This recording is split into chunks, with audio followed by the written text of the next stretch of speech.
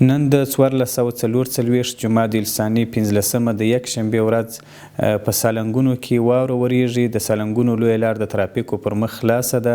مسافر وړونکي موټر د چاین او زنځیر په تړلو سره دواړو لورو ته تګ راتګ کولی سي. همدارنګه د سالنګونو د ساتنې او څارنې ریاست پرسونل او ماشینري زیانمنونکي نقطې د واورې له ورښت څخه پاکوي. بامیانو کې د واورې ورښت دا مهال جریان لري او د شاتوکو تل لاره په موقت ډول د ترافیکو پر مخ بنده ده.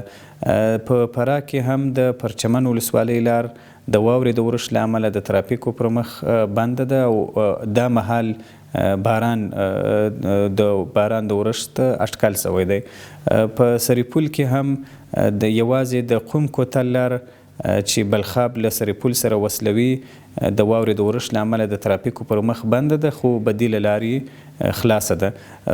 همداراز په کابل، میدان وردګ، پروان، پنجشیر، بدخشان، دایکنډي، زابل، پکتیا، خوست، هلمند او فاریاب ولایتونو کې د واورې او باران ورښت جریان لري، خو د ټولې لویې لارې او سړکونه د ترافیکو پر مخ خلاص دي.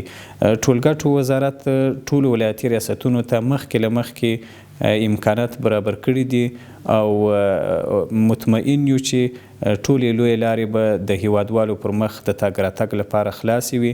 خو بیا هم له هیوادوالو او مسافر وړونکو او موټر چلوونکو موټروانانو څخه هیله لرو ترڅو په هغو سیمو کې چې د واورې ورښت دوام لري له ځان سره د چاین او زنځیر بندوبست وکړي او له ځان سره روغنیات ولري ترڅو له مشکلاتو خوندي واوسو.